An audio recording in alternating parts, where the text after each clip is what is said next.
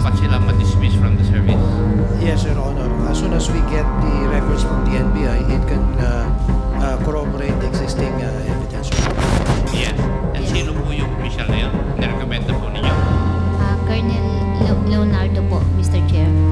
And before I proceed further, Colonel Garma, tumawag na po ba sa iyo si former President Duterte? Di ba, Colonel Garma, ang sabi mo, sometime in May, doon ka na pinatawag ni Presidente, di ba? At sinabi mo yung pangalan ni Colonel Leonardo. Yes, Mr. Chair. Yes.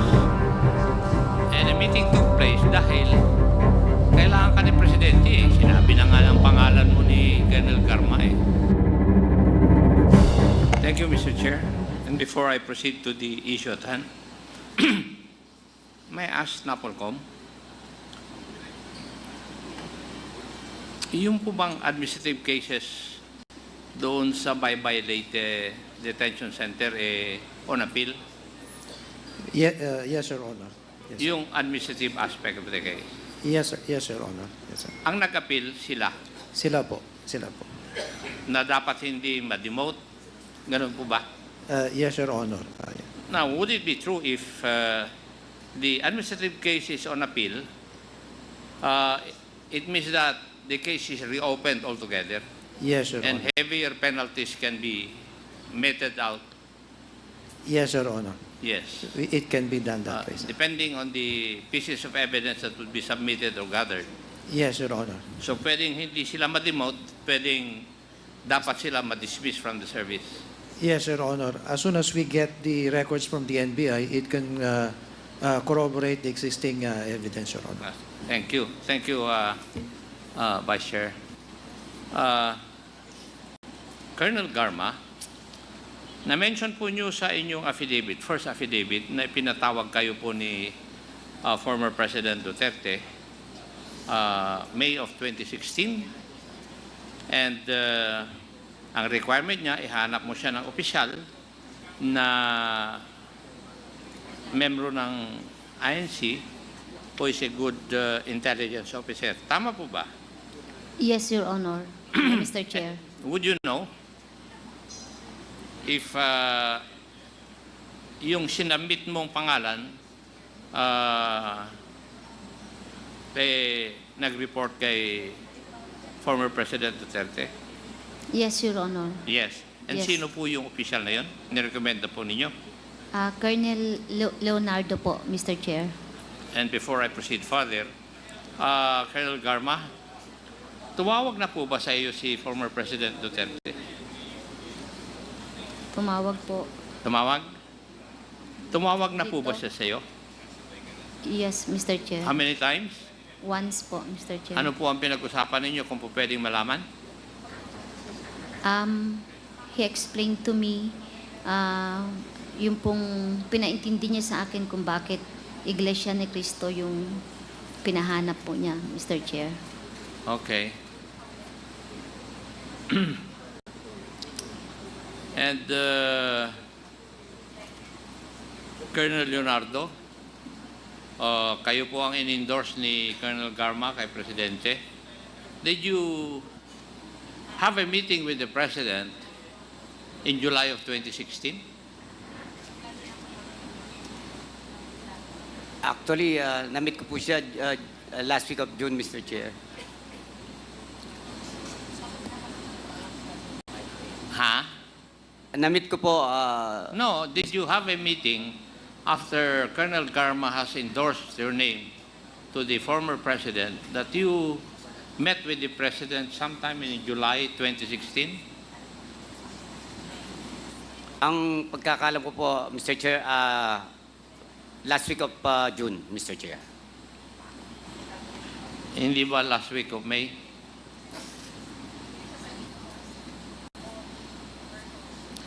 Tinitesting ko lang yung kung magsasabi ka ng totoo.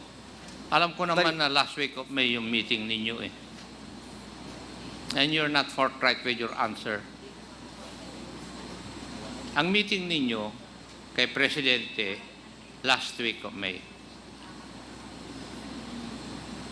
Di ba?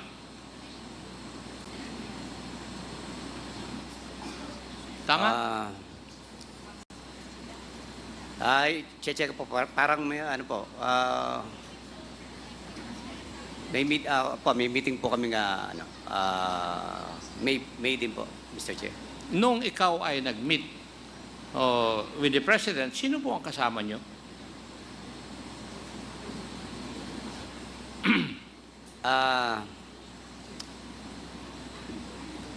Actually po, mga officers po, Mr. Chair. Mga Ano po? Officers po ng PNP. Sino po? Officers po ng PNP, Mr. Chair. Yung as far as I can recall, Mr. Chair. With the President. Opo, Mr. Chair. Ang sabi mo noon, yung class ninyo, hindi nakipag-usap kay Presidente. Ako lang po yun, Mr. Hindi po yung class namin. Yung sinasabi nyo na may na nag-meet kami, Mr. Chair. Hindi ba, Colonel Garma, ang sabi mo, sometime in May, doon ka na pinatawag ni Presidente, di ba? At sinabi mo yung pangalan ni Colonel Leonardo. Yes, Mr. Chair. Yes. And a meeting took place dahil kailangan ka ni Presidente eh. Sinabi na nga ng pangalan mo ni Colonel Garma eh. Tapos i-deny mo na nakipag-meet ka na kay Presidente in May of 2016. Opo, Mr. Chair, May. Yes. Pero ako lang po, wala pong ibang kasama. Huwag kang Mr. magsinungaling sa akin. Baka i-charge pa kita ng perjury. You met with the President with some people. And may I know the topic? Ano yung topic ng inyong pag-uusap ni Mr. President? Former President? Actually, Mr. Chair, ano lang po kami, ako po, nandun lang, Mr. Chair, parang, ganun lang din po, parang, nagpakita lang po, Mr. Chair.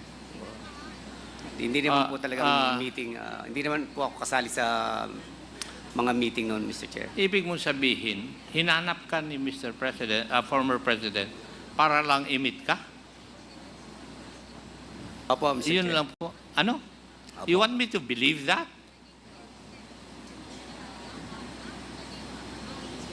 Nag-meet kayo dahil naghahanap siya ng isang opisyal na tutulong sa kanya sa kanyang implementation of the war on drugs. Di ba tama? Actually, hindi naman po yun ang pinag-usapan namin, Mr. Chair. Basta nag-meet lang kami. Hindi yun ang pinag-usapan ninyo. I'm giving you a second chance, Colonel Leonardo. You better tell the truth to me. Kasi baka may demanda pa kita ng another offense.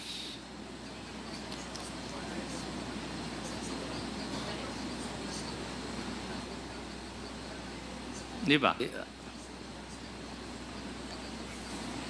Noong last na kwan, sinasabi mo na dapat ang implement ay yung Davao template doon sa previous hearings natin. Di ba? Opo, Mr. Chair. Yes. And may I know, Colonel Garma, what do you understand by the Davao template insofar as the war on drugs is concerned?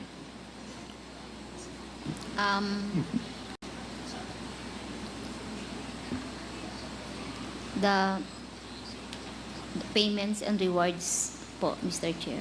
Huh? Rewards and payments po There is a reward for what? for successful neutralization of Neutralization? drug suspects. And when you say neutralization, it means the killing? Can be, Mr. Chair, a legitimate operation or In your Yes. affidavit, you answered the lead chair, the Honorable Barbers, that you received three times monetary reward in the amount of 20,000. Hindi po ba? yes, Mr. Chair. And for what is that? Or the Death of the suspects, Mr. So, Chair. you're admitting to this committee na talaga yung Davao template would involve the neutralization of drug suspects and there are rewards for such. Yes, Mr. Chair. Yes. Hindi mo malalaman ito, Colonel Leonardo, because you were never a station commander in Davao City, hindi ba? Yes, Mr. Chair. Yes. That's why hindi kita tinanong dito. Ang tanong ko sa iyo, pinatawag ka ni former President so that you will be able to help him implement the war on drugs on a national level using the Davao template. Hindi ba? Sinabi mo na nga dun sa last hearing natin yan eh. Yes, Mr. Chair. Yes. Now, may I know, do you know when Gerald De La Rosa became the chief PNP? July 2016, Mr. Chair. July of Of 2016. 2016. Opo, Mr. Now, when did Gerald Ferro become the AIDG of the Philippine National Police?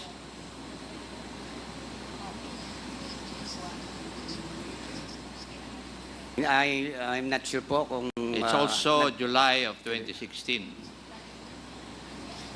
Tama? Tanungin mo si Colonel Cunanan para may research niya kaagad. July of 2016. Now, when did General La Peña became the PIDEA head? I guess same pong Same. July din po yata, Mr. Chair. Pare-parehas, di ba? Yung AIDG, Anti-Illegal Drug, ng Philippine National Police, Gerald Ferro, yung PIDEA, si Gerald La Peña, and Chief PNP, si Gerald De La Rosa. Tama? Tama po, Mr. Chair. Yes.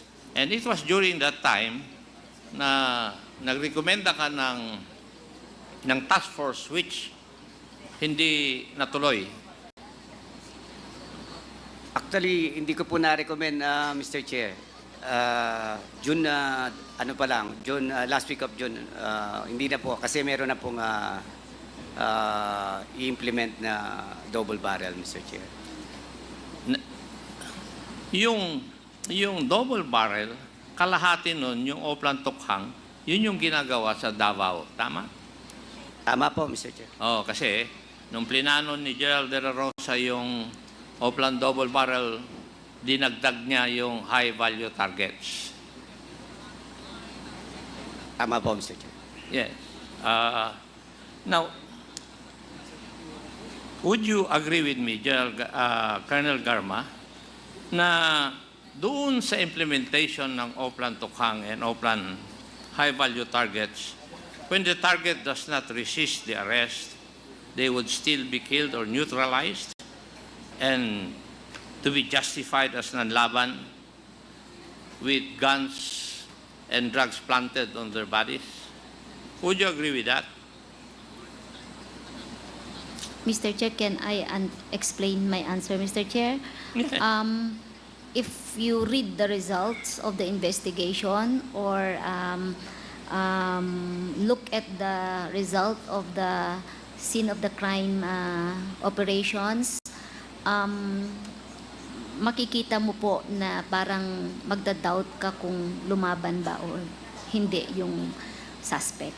So you agree with my statement? Sometimes, Mr. Chair. That's also the findings of the human rights groups. Kaya tinatanong ko lang sa iyo kung naniniwala ka. Now, Colonel Leonardo, would you believe that also? Meron po akong mga narinig na mga ganong case, Mr. Chair. Narinig mo lang. And therefore, Napanood. you do not believe the investigations conducted by the human rights group? Meron pong nangyayaring ganon, Mr. Chair. Okay, thank you for that. Now, the drug list It was made in July of 2016, tama? Galing sa Philippine National Police. Would that be correct, Colonel Leonardo? I believe so, Mr. Chair. You believe so? Pidea, that would be correct also?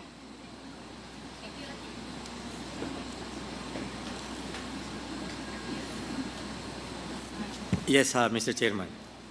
That was in July of 2016. Yes, Your Honor. Now, after the list has been submitted, it has been observed that there were numerous extrajudicial killings. Would you agree with me, Colonel Garma? Mr. Chair, yung nga po sabi ko, kung tignan mo po yung result na SOCO, basahin mong report, it is possible, meron po, meron. Hindi. What I'm asking is, after the list, the first list has been made, biglang dumami yung extrajudicial killing according to statistics.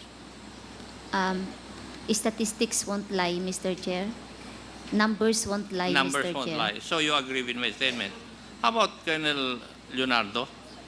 Would you agree with me that after the submission of the list, there were numerous extrajudicial killings? Meron po, Mr. Chair. Meron. And maybe this is because of the pronouncement of the former president and the Monetary Operational Support Fund. Di ba? Would you agree? Na kaya dumami nito dahil doon sa pronouncement ng ating presidente noon at saka doon sa monetary or operational reward, fund reward. Tama. Kaya lumakas ang nagka-interest sa mga pulis. Would you agree? I don't have personal knowledge, Mr. Chair. You don't have personal knowledge. You don't have to have personal knowledge. Tignan mo lang yung mga pronouncement noon. At saka yung in-admit nyo na nga na may reward eh. Tapos kailangan pa ang personal knowledge. How about PDEA? Would you agree with that? Now, there was rampant EJ case after the first list was made. That was the indication, Your Honor. Yes, kasi August pa lang. Ang dami nang namatay eh. Now,